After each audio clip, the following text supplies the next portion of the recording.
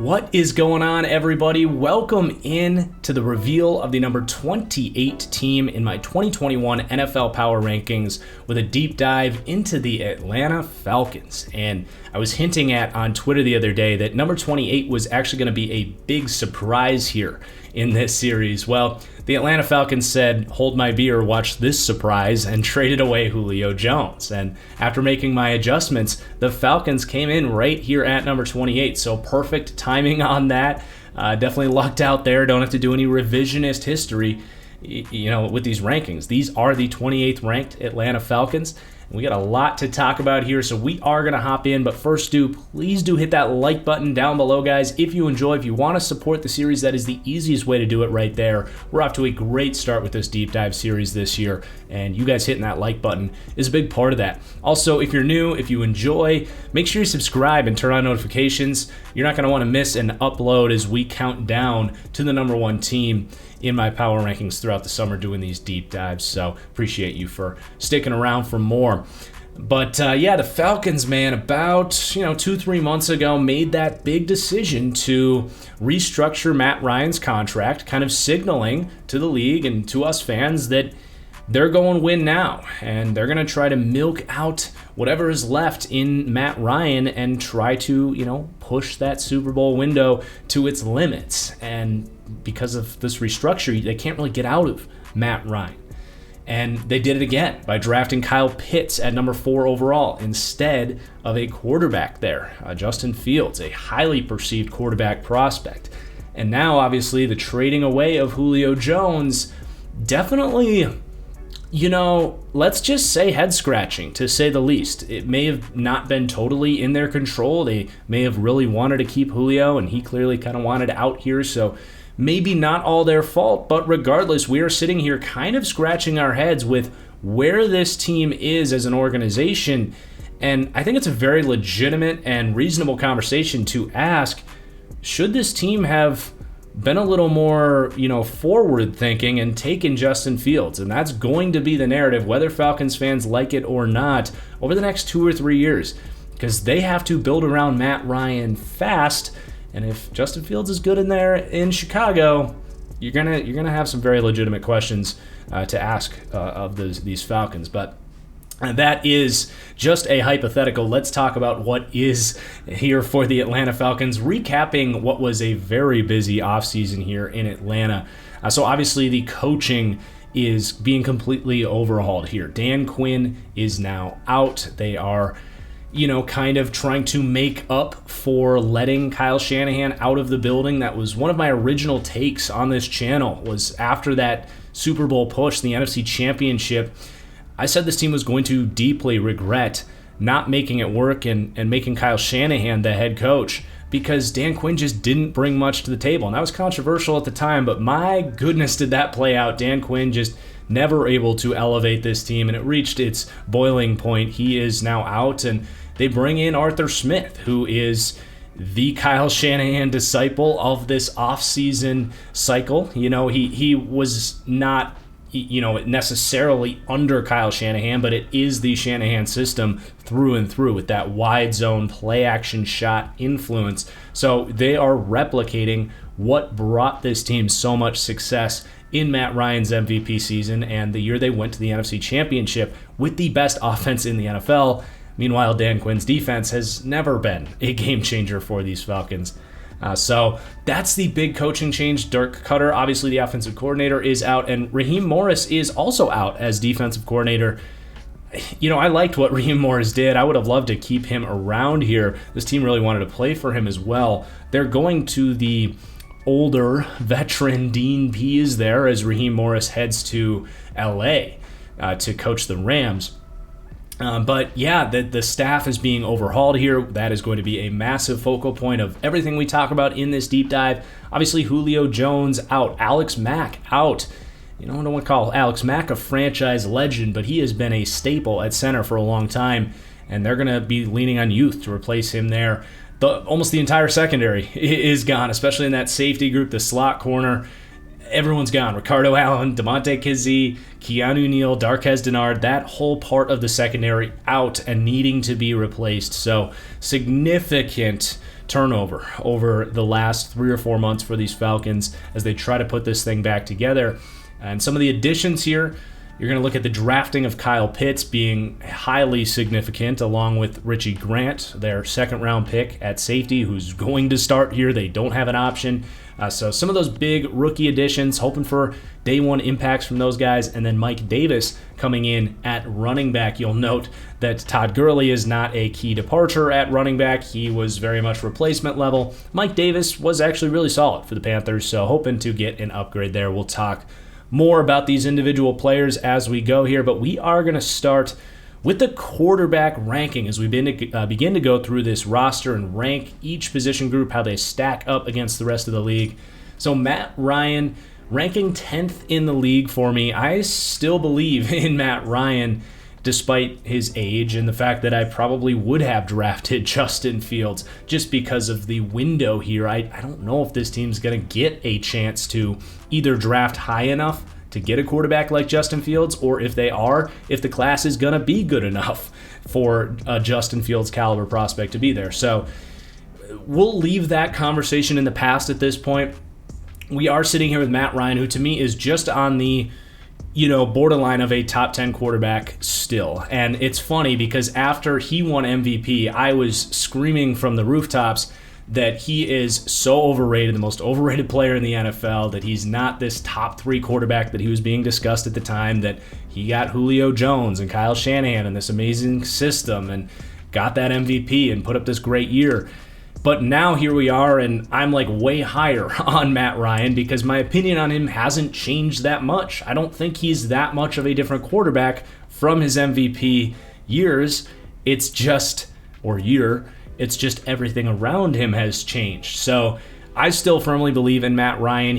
I would say, with Drew Brees gone now, probably the third best processing quarterback in the NFL, maybe even second ahead of like Aaron Rodgers. Obviously Tom Brady still going to be number 1 there, but like you see him snap the ball and it's just boom, boom, boom, boom, like almost mistake-free football. Gonna have some physical limitations, doesn't throw the best deep ball. Julio kind of wanted out for part of that, but you can very much make do with Matt Ryan in this system. We've seen it before. Even looking around the league, guys like Jimmy Garoppolo have played well in this system. I would say Kirk Cousins and Ryan Tannehill, not like amazing arms, but good enough arms, and that's what you're talking about with Matt Ryan. So I rank him 10th. People are going to say that's high, and that's fine. I think you look at the wins not being here. It's not Matt Ryan's fault that his team is stank. So I still think he's a very good quarterback, not an elite quarterback, just like I was saying when people were saying he was an elite quarterback, that if things got worse here, Matt Ryan isn't a Russell Wilson, Aaron Rodgers that's going to elevate this team and make up for warts and still lead the Falcons to 10, 11 wins and conference championships. That was my problem with them ranking Matt Ryan with those other quarterbacks at the time, but now kind of perceived a little bit underrated, I would say. So I'm still a believer in Matt Ryan. It's just the age there. Is it the best decision to go all in on Matt Ryan when he is one of those quarterbacks that kind of needs everything around him to play at that elite level? I would say no, but still a believer in Matt Ryan. You got A.J. McCarron, whatever. Felipe Franks, worth talking about, an undrafted pickup here. I did think Franks was draftable. He's got a strong arm. He was pretty accurate. Actually stunned people and came out and ran like a 4.55 40 time. I wouldn't say that speed shows up on tape, but it's good to know it's in there. In this system, I think there could be something there, which is saying a lot for an undrafted quarterback. That's really all I have to say about him. I think he's got some swagger, some chip on his shoulder mentality about him. I would love to see him beat out A.J. McCarron because I frankly think, especially in this system, he's just a better quarterback. So there's the quarterback room. It ranks 10th. I think they're going to have very reliable quarterback play, and that is not going to be the question mark here for the Atlanta Falcons.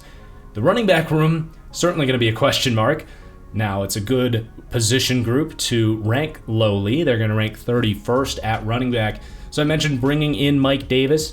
going to be one of the worst starters in the NFL just because there's a lot of good running backs out there, and, he was available for cheap as a free agent for a reason, but he does a lot of things really well. Really shifty guy, tough dude, can break tackles, catches the ball well out of the backfield. Just not like an elite athlete, not elite vision, not elite power, just kind of a jack of all trades, master of none type of running back.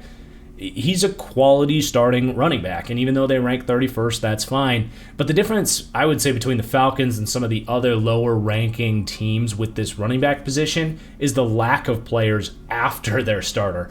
Most teams, if they have a poor starter, they've got another quality starter to kind of rotate in there.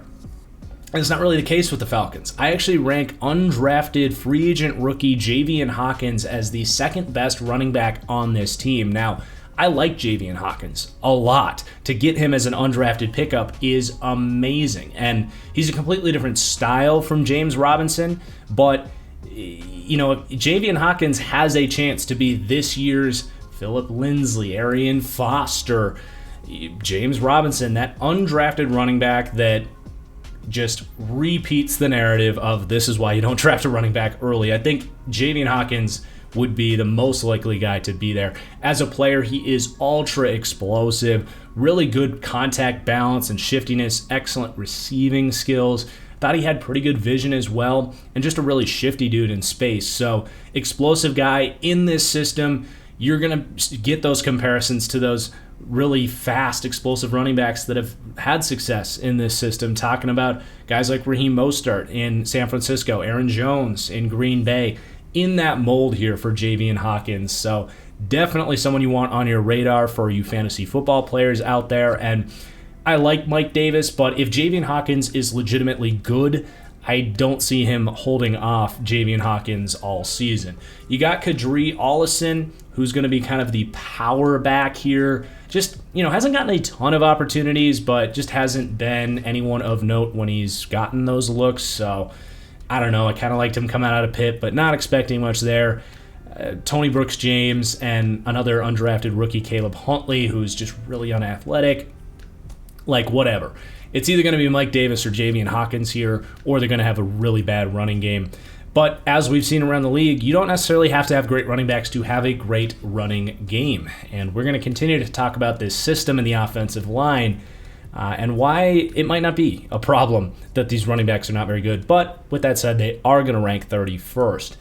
But that brings us to the receiving grade here, which is a fascinating conversation because when Julio Jones was here, this was a top 3 receiving core in the NFL, and this dropping down to 20th now with the departure of Julio Jones, showing how big that is. And the reason for that is it just makes everybody have to step up a level. Calvin Ridley, instead of being the number 2 receiver, has to step up as your alpha number 1. Russell Gage, who was an awesome 3rd receiver last year, he's got to step up as the wide receiver 2.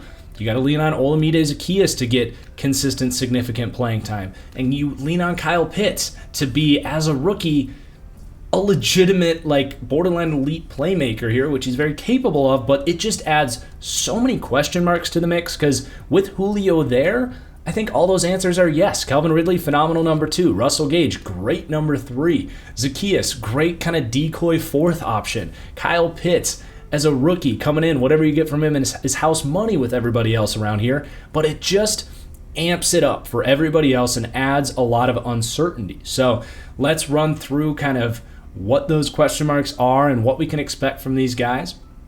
It's still a very good group of receivers, and I think there is still top 10 upside in this receiving core as well. It's just something I can't project at this point in time. Calvin Ridley as the number 1. I got to be very careful with what I'm about to say because I don't currently think Calvin Ridley is an alpha receiver. Some people think he's a legit, dominant, true number 1. The same breath as, Stephon Diggs, Keenan Allen, Allen Robinson. I think he's a step below that. It does not mean I can't be happy with Calvin Ridley as my number 1 receiver. But he at this point in time, I would say, needs to be paired with another, say, Kyle Pitts reaching his potential, something like that. But I also want to say that I think he can get to that level. He is one of the best route runners in the NFL. And if you want to look at what he could be, you look at Devontae Adams, you look at Amari Cooper, Stephon Diggs, the premium separators in the NFL. I think there's a probably better than not chance that by the end of the season, as the number one receiver here, our answer to is Calvin Ridley a number one receiver ends up being yes. But it's not a guarantee. He's not an amazing contested catch guy. He's never had to prove that with Julio out of there, he can be the primary focal point, that X wide receiver. So there's still some stuff there to prove. You're obviously very happy that Calvin Ridley is here, and he is going to get absolutely paid whenever that moment presents itself. That brings us to Russell Gage as the number two receiver. I don't feel amazing about that, but I was impressed from Russell Gage. I think we're still learning a lot about him. He was a sixth-round pick in 2018 who's really fought his way up the depth chart, and I think is inspiring a lot of confidence in him emerging as a number two receiver. He's kind of lengthy and I would say crafty in the slot. He's got good movement skills, good route runner, good release. He's not short, so he could potentially play outside more and become more of a true number two receiver. I like Russell Gage. I'm excited to see him in this opportunity, and he might be a fantasy sleeper for a lot of people. So another guy, though, that he's got to prove that he can be a number two receiver. We know he can be a number three, but can he be a number two for this offense? Olamide Zaccheaus, also a guy that's going to have to step up. I think he's perfectly capable of it, but again, more question marks. He goes from being kind of this decoy, design touch, deep threat guy that definitely played well in that role and looked good athletic traits. He's 5'8". We've talked about kind of the emergence of 5'8" receivers in the NFL, and he's another guy on that list. So Olamide Zaccheaus, a guy to keep an eye on to emerge as a third wide receiver here. And then after that, Tajay Sharp, he was relevant once. I don't know if he's actually this team's fourth wide receiver. It's hard to say, but probably right now I would say he is the fourth best receiver on the team. Cordarrelle Patterson will make this team as a kick returner. He's incredible at that, but is he going to play more running back? Is he going to play more receiver? You can't count on him as a receiver at this point. I think he could do some stuff as a running back for sure. He's been doing that lately. You got Christian Blake, who got on the field last year, but just wasn't particularly, stand out-ish. And then the Frank Darby pick in the sixth round. It's a sixth-round pick, and it's not going to make or break anything here. But I'm not going to lie, I didn't think he was a draftable prospect. He was on my not my guys list because I just didn't get it with him. He's not athletic. He's not good with the ball in his hands. He's not a good contested catch guy. He's not a deep threat. I just don't see it with Frank Darby. I actually had higher grades on both Antonio Nunn and Austin Trammell, who they got as undrafted pickups. We'll see how my pre-draft rankings on those guys play out. I'm just being up front. I don't expect anything from Frank Darby. I actually think Nunn, if you want an unathletic dude to be a good route runner and a scrappy contested catch guy, I would bet on Antonio Nunn if they got an equal opportunity to be better. And Austin Trammell, kind of your typical slot receiver. Greg Dortch, probably the odd man out here with both Patterson and Zaccheaus there, a little redundant. Yeah, it's a good group of receivers. It's not like it's just deprived of talent now that Julio is gone. You just need guys to step up. Really a slot on the depth chart with Ridley, Gage, and Zaccheaus, and we'll see if they can handle it. But Kyle Pitts comes in here now. Now, like I said, the expectations, the bar got bumped up with Kyle Pitts now because he is going to have to be kind of a dominant go-to option in this offense. Probably the number two most targeted player now next to Calvin Ridley. And I think he's fully capable of handling it. I did think he was the best player in this class, so it's hard to truly fault them for taking him over Justin Fields. But, man, I'm so excited to see Kyle Pitts play. I've got him in a dynasty league. I think he's just going to eat here with Julio Jones gone. Is it better for this team this year? No, but for Kyle Pitts' sake, yeah, he's going to get a ton of work. What position is he is a question that a lot of people ask. No, I don't think he's a receiver now that they traded Julio Jones. I still think he has so much of a mismatch thing to bring to the table as a tight end. just the different places you can play him. You can get him matched up on linebackers and safeties, and I think that that's where his value is going to be the highest, especially because you have Calvin Ridley here. So I think you see not a lot of inline work for him. Probably 15-20% of the time he'll actually have his hand in the dirt as a tight end.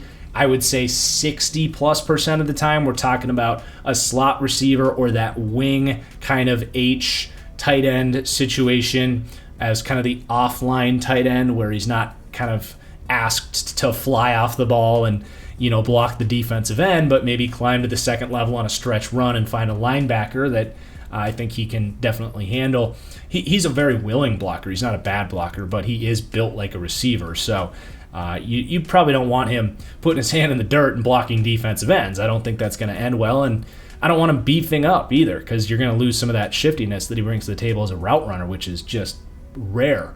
And then the other 15-20% of the time, I do think we see him flexed out wide as a wide receiver. Probably a lot of times it'll be in trips looks with 3 wide receivers on the other side and then him out there as the outside receiver, where oftentimes you'll see a safety or a linebacker have to step out and guard him. And that's where you get some of that mismatch advantage. But yeah, I think Kyle Pitts absolutely eats. I will go out and say that I will be surprised if we're not talking about him as a top 5 tight end in the NFL after year 1. He's that good. It's just a matter of the Falcons using him correctly, and that's really it. Like, Matt Ryan's going to get him the ball. I have no questions about that. It's just, how do they use him? Is he deployed correctly? Do they focus him, make him the focal point of the offense that he deserves to be, or at least the second focal point after Ridley? Just some questions there, but very confident in Kyle Pitts to step up. Then you got Hayden Hurst behind him. Big year for him. It's contract year. Not in the receiving element. I feel really good about him as a number 2 tight end now. Him as a number 1 was okay. But where he needs to work on is that blocking, especially in this Shanahan offense with Kyle Pitts now.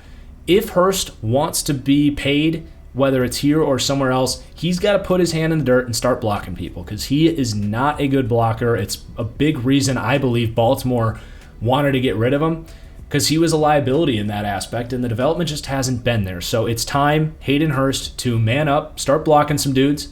Your baseball career's over. You got to play physical. I think he's got the size to do it and the incentive to do it in this system that's going to ask that of him, and he's got to get paid. So we'll see there with Hayden Hurst, but he's going to be, if nothing else, a nice second option as a tight end. A lot of 2 tight end packages with these offenses where he can slip out on play action. But again, if you're not much of a threat as a run blocker, it does hurt being able to have that decoy aspect to the play action. They do have Lee Smith kind of as insurance if Hayden Hurst can't block. Lee Smith, a veteran, not much of a receiver, solid hands, but they do know they can count on him as a blocker here. Jaden Graham, kind of a jack-of-all-trades, master-of-none backup. And then the running back depth here, you've got Mike Davis, who is just solid. I'm not expecting an Alvin Kamara type of receiving season here from Mike Davis or anything, but you can count on him. And then Javian Hawkins being definitely someone to keep an eye on as just a nice route runner, good hands, good in-space ability. And Javian Hawkins has a lot of upside there. No one else after that I really feel like talking about for the running backs towards the receiving grade. Overall, they rank 20th, as I said. Just a lot of variables to account for here, and there's potential, absolutely. I think Calvin Ridley, Russell Gage, Kyle Pitts, that can be a top 10 receiving group. It's just a matter of if they can get there. Then we have the offensive line, very kind of similar narrative. In a lot of ways, this is a rebuild here, even though they're in a win-now mode. The pieces are there. It's just a matter of those pieces stepping up, and that's the same thing with this offensive line. Now, Jake Matthews at left tackle, no questions there. He's one of the 10 to 15 best tackles in football and could get more locked into that top 10 group if in this system that really takes advantage of his ability and willingness to get on the move and block in those wide zone offenses that we're going to see here. And then at right tackle, Caleb McGarry. Feels like every one of these deep dives, we're talking about a Garrett Bowles or Colton Miller, who were first-round picks that just took some time to develop, and that's the big thing with Caleb McGarry. Got to see some development here. not a phenomenal athlete, was probably not a true first-round talent when he was drafted, and this could just be his ceiling, just a quality kind of, starting caliber tackle, but nothing more, and someone that you're constantly looking to upgrade.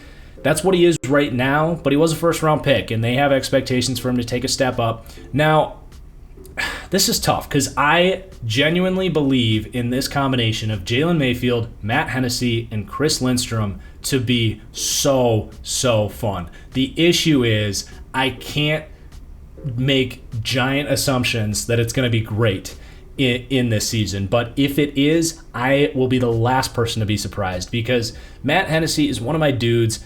I plan on doing a top 10 breakouts video at some point, and he's going to be on that list. He was the perfect fit here, and now that they're getting back to the wide zone offense, I'm so excited to see him in here because it made so much sense. Third-round pick, give him a year to beef up because he was a little bit undersized.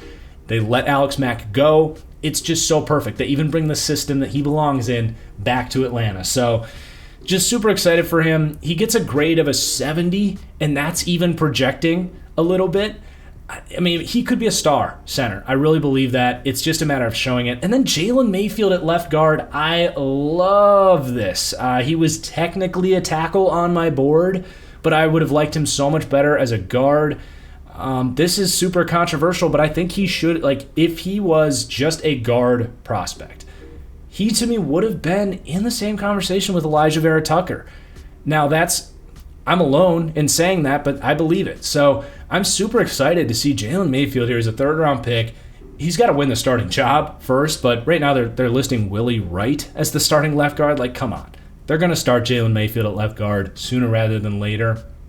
And I think he has so much upside, especially in this system. He looks to just bury dudes on the move in the run-blocking game. And I didn't like his feet as a right tackle, but kicking inside, I think he's going to translate perfectly. He's got shorter arms as well.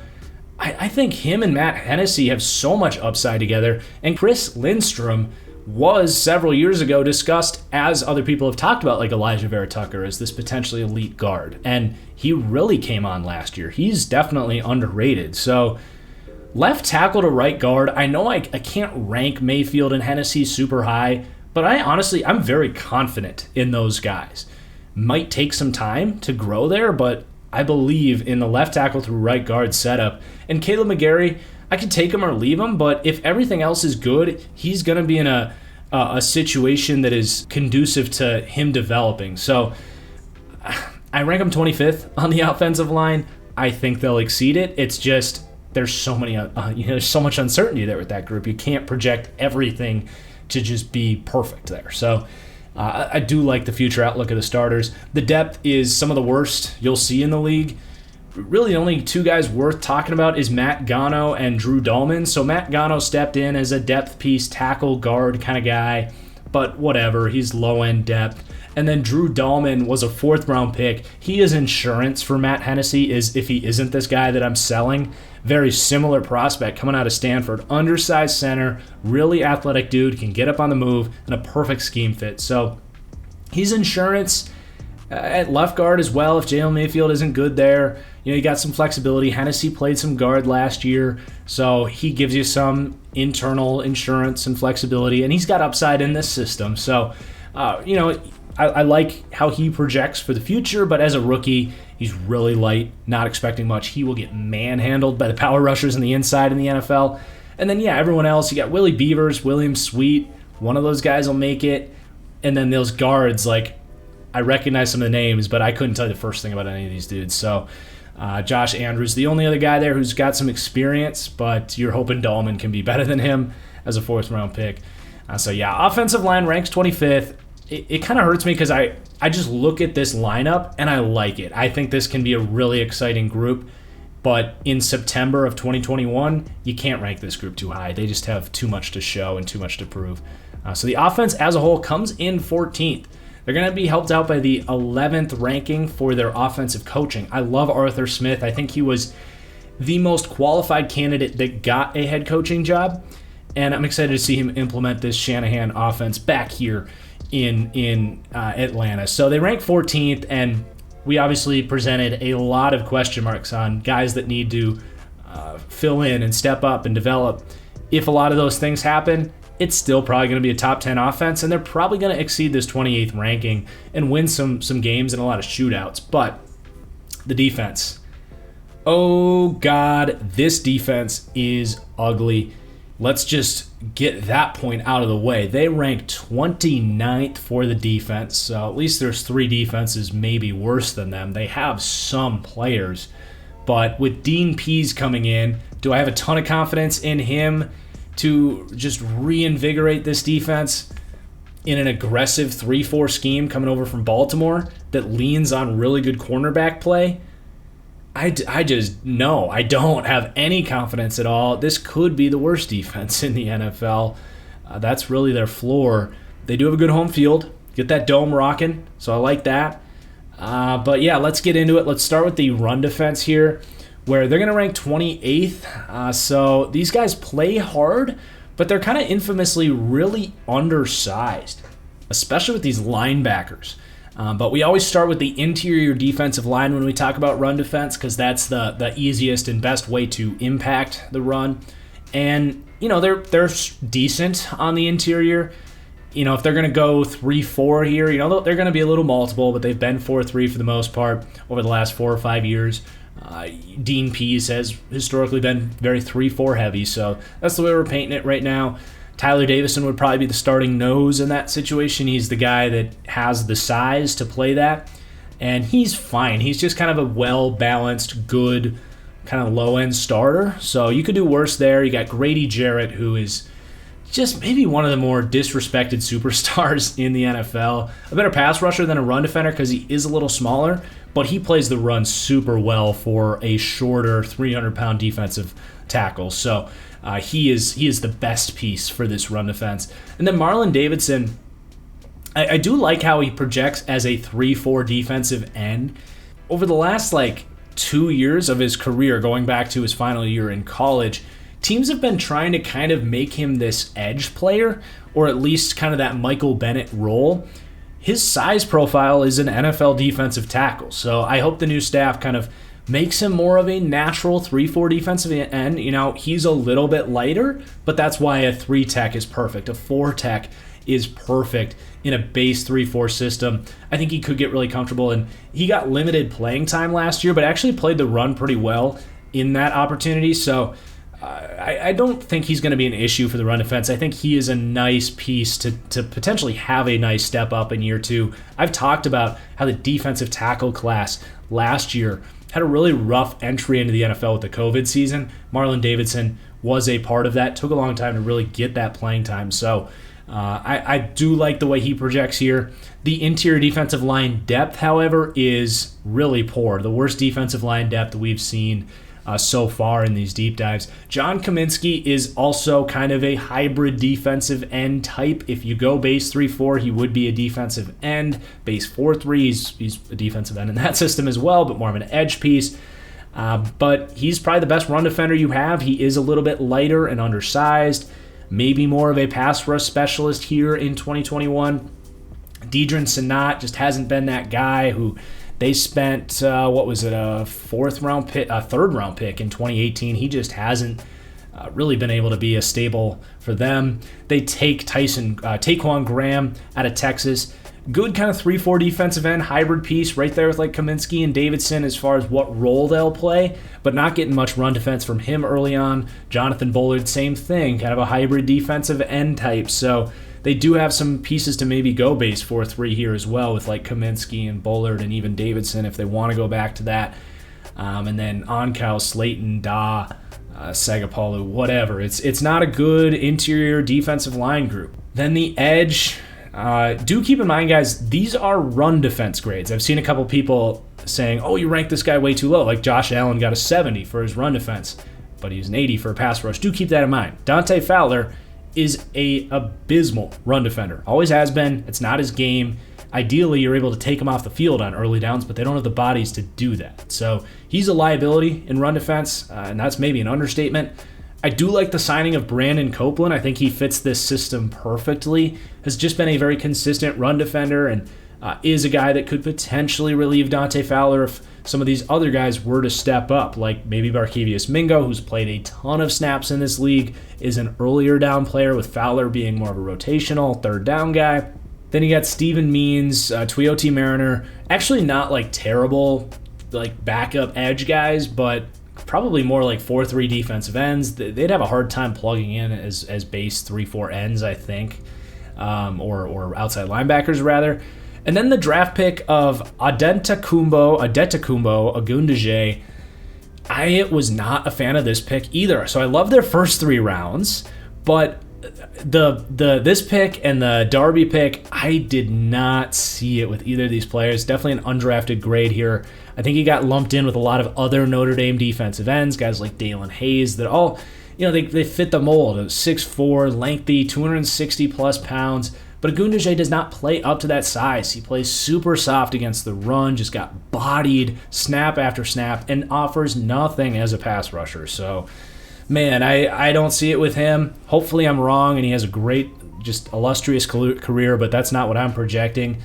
It's a rough edge group. Probably the worst edge group in the NFL. I don't think that's super controversial to say. And then these linebackers are super light as well. I'm going to rave about these guys when we get to talk about their coverage, but it's no secret. Deion Jones, Foye Sadaluakun, and Michael Walker, a rookie last year, all lighter dudes and are not something you can project as good run defenders. So, man, I don't like this run defense at all. They do play tough. They played really, surprisingly good run defense towards the second half of last year, so that helps this out. They kind of outperformed their size profile. Some of these guys did, at least, but I can't rank this run defense too high. I don't think it's going to be a strength of this team, especially as they go to a 3-4 front, because guys like Means and Mariner as 3-4 outside linebackers, I don't like that. So we'll see what they do as far as their front schematically, but yeah, not a fan of this run defense, but just like running backs, it's probably the best part of your defense to not feel good about. So as we get away from that and towards the pass rush here, it's a lot better. It's going to rank 22nd, so it's not some great pass rush, but Grady Jarrett, man, I can't speak highly enough about what he brings to the table. He is the highest graded player we've revealed in these power rankings to this point, and he is also the first guy that we've revealed to this point that is a player that what you would say is he changes the numbers. He's the kind of player that you cannot leave one-on-one. He will just dominate you if you do not double team Grady Jarrett. He's one of the 5 best interior defensive linemen in the NFL and doesn't get enough respect as that, to be honest. So he helps everything out here. Is the only reason this is the 22nd ranked pass rush, because everything else here kind of makes me want to throw up a little bit. Dante Fowler was such an overpay. It was disgusting. He is a number 2 edge guy. Ideally, he's your 3rd best pass rusher. He's had a couple good seasons. You hope you get a good one out of him. But even in his good seasons, he's not some amazing pass rusher. He's got the athletic traits, but just not a guy that consistently wins with tactical approach. It's just kind of trying to get the edge. He's got a little bit of power. He's not the worst edge rusher in the world. But for him to be your second guy, and then Brandon Copeland can contribute here. He had a 38 pressure season once upon a time for the Jets. You don't expect that here. He's maybe the worst number 2 edge guy in the league, but he is a low-end starter, I would say, or the lowest end of starters. So, okay. And then Tyler Davison can do a little bit, but not someone you want to lean on at all as a full-time starter as a pass rusher. Man, Grady Jarrett really helps this thing out because he does change the numbers, and all these other guys are going to get one-on-ones very constantly because of what Grady Jarrett does. Your next 2 best pass rushers are going to be Marlon Davidson, who you hope can take a step up in year 2, but one of the craziest stats, man, Marlon Davidson didn't have a single pressure last year on 200 pass rush snaps. Just crazy that I've never seen anybody get as many pass rush snaps as he did and not get a pressure, but I know that he is and will be a better player than that. He's got the athletic traits, and he was a guy being discussed as a first-round player. Not by me, but I do expect him to be better in year 2. That shouldn't be a surprise. And then John Kaminsky just might be this team's second best pass rusher. He actually had a solid season last year in year 2. He's got some length and juice and power, and I think he's a guy that you could look at to take a step up in year 3. Everyone else here, it's almost not even really worth talking about. Deidrin Senat, you hope he can finally reach his potential as a third-round pick. They really thought he could be Grady Jarrett because he fits the size profile, but he's not even close. They took Taquan Graham, not expecting anything from him as a rookie, as a 5th-round pick. Jonathan Bullard, I can't even keep going. It's just not worth talking about. This is such a terrible group of depth. Just thank God they have Grady Jarrett, who is such a handful. But we get to be a little bit more optimistic as we get to talk about these linebackers. Deion Jones, I think, is similar to Grady Jarrett, is just underrated, man. I mean, they have been surrounded by hot garbage here and not winning a lot of football games. So most people aren't going to be paying attention to Grady Jarrett and Deion Jones. But I love Deion Jones. I caught some flack from Colts fans. I said that Miles Jack is better than Darius Leonard. Whether or not that's true, I also believe Deion Jones is better than Darius Leonard. I think he's in the conversation for the 5th best linebacker in the NFL. Now, as a run defender, you hate it. And if you have Darius Leonard over him, and that's totally fine if you do, it's because he's such a better run defender. But in coverage, Deion Jones is so good. He's one of the few players in the NFL that covers players, not grass, in zone coverage. He doesn't just stand there and make things come to him. He will take players out of the play in coverage. He's got great ball skills. Such a fun watch, Deion Jones. I wish more young linebackers played like Deion Jones does at the linebacker position. So you saw it 70 grade for his run defense. The fact that goes up to an 86 when you factor in coverage goes to show you what I think about Deion Jones. So you've got first-level star talent with Grady Jarrett. You got star talent at linebacker. You just need guys to develop around him, and I don't mind the depth here at all. You got Foye Setaluakun, who is tiny. He's built kind of like a safety and can move like a safety, but plays linebacker here. If they're going base 3-4, this team might lean towards Michael Walker, who we'll talk about in a second. But Foye Setaluakun is just a very good player, and Michael Walker's going to have a hard time taking all those reps from him. That's just something to keep an eye on. But Aluakun is just a super splashy linebacker who is incredibly aggressive and oftentimes takes himself out of plays and can have some rough moments as well. But he's got the splash plays in there. A guy that can man up tight ends and running backs out of the backfield. Just a great cover player. Wouldn't be surprised at all if we saw more Michael Walker earlier downs and then more Foye Setaluakun, but Michael Walker showed some really nice flashes in coverage as well. Underrated 4th-round pick. Didn't get a ton of playing time, obviously, because the 2 guys in front of him here. But keep an eye on Michael Walker, man. He was impressive. He was flying around the field, but as far as diagnosing runs and getting off blocks, needs to step up in year 2, which he definitely can. So I like this linebacker group a lot. They rank 6th. No need for a ton of depth. They did bring in some size in Errol Thompson as an undrafted pickup. Maybe someone that could play in kind of heavy goal line situations and provide more of a run defense aspect here. So keep an eye on that. And then I'm not familiar with Etheridge or Putatau, but what a name, Alani Putatau. So 6 for the linebackers. I think that's a bright spot for this defense. And then the defensive backs, where they're going to rank 31st. So we're right back to the negative Nancy mentality here. I don't hate everything going on here, but it's just not a very positive outlook. And I think even the most optimistic Falcons fans would have a hard time being optimistic about this secondary. A.J. Terrell in year 2 should be good. I thought he was just a very high floor quality corner. Didn't mind that pick at all. I think he's going to probably outproduce this 74 grade that I give him here. But just needs to show it in time. Isaiah Oliver just hasn't really worked out. He's been so up and down with mostly down. The staff last year played him as a slot corner. I was not a fan of that. He's more of a lengthy press outside guy. So we'll see what they do with him. But definitely a make-or-break season for him. A lot of upside still, and I'm not ready to write him off quite yet, but he's got to show it sooner rather than later. Kendall Sheffield, kind of a flash player last year. I would say that's probably like year one for Kendall Sheffield. Was still recovering from a pretty major injury that kind of caused him to fall in the draft in 2019.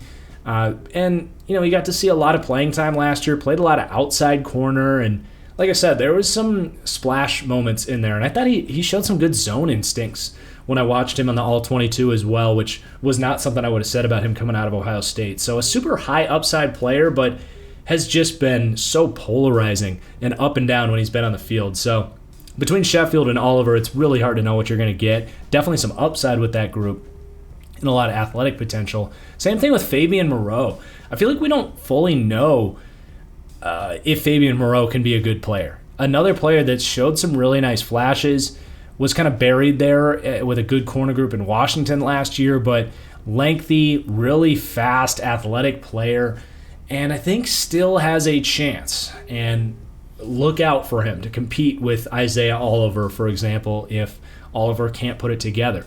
They draft Darren Hall in the 4th round. Was totally fine with that pick. I liked Darren Hall. Super instinctive zone corner. Not an elite athlete for man coverage, but certainly good enough to run it. I thought he was an underrated prospect, and that was a good pick in the 4th round for them. And I think he'll compete, honestly, for a starting job with all these corners, opposite of A.J. Terrell. They take Avery Williams, who should compete for slot opportunities with Sheffield, and I suppose Isaiah Oliver. Super short but heady slot corner, and a good special teamer as well. They have Chris Williamson, who they got from as a street free agent, and Hall and Abrams probably not making the team there. The safety group not very good either. They're kind of in desperation mode here as they take Deron Harmon. They sign Deron Harmon and Eric Harris, low end kind of starting caliber free agents that were available for free basically. They're going to want to upgrade those as soon as possible, but they are Band-Aid options so that they're not getting just obliterated with the secondaries, because that's a position group that, man, if you're rolling out bad, like just miserable players back there, that just demolishes your defense because they get so out of position and good quarterbacks just exploit that kind of stuff. So, Harmon and Harris can at least, not have busted coverages and be in the right place. They're not going to make a whole lot of plays, but they'll be there. And then Richie Grant being the one guy you're kind of excited about, I would say, in this secondary, other than maybe A.J. Terrell. Good player coming out of UCF. There was questions to be asked on if he was the highest upside safety to pick, but given how desperate they are at safety, it makes sense why they went with Richie Grant, who is probably more of a day one impact with this safety group. A lot of experience there at UCF and can run a lot of different coverages as well. Can man guys up, go single high safety, can go strong safety, two high, you name it. Really good pick there. And then not Javian Hawkins, you've got Jalen Hawkins here, 4th round pick last year. He's going to compete, and ideally you see him get on the field ahead of Eric Harris or Deron Harmon, but we just haven't seen enough from him to have any confidence that he can do that. I wasn't super high on him last year. I got TJ Green, athletic, probably special teamer.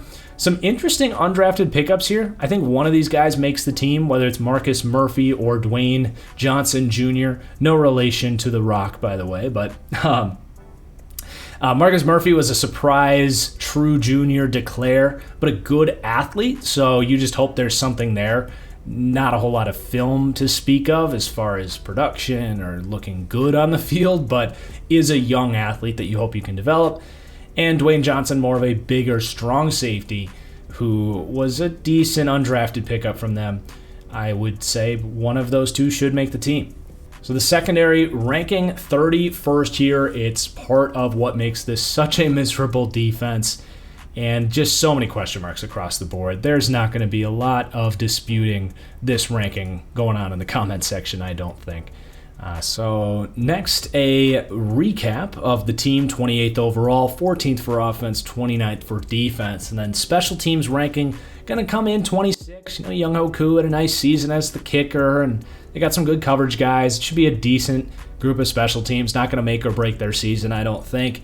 And then the culture, ranking 27th. Not a big surprise there with the changing of the guard, with the coaching staff, and a lot of turnover with this defense, and just overall a ton of turnover. So a legitimate question as far as how everything's going to click, how well the leadership, just all the culture as a whole. It's a team that's not won a ton of games lately, so I think a legitimate question with the culture.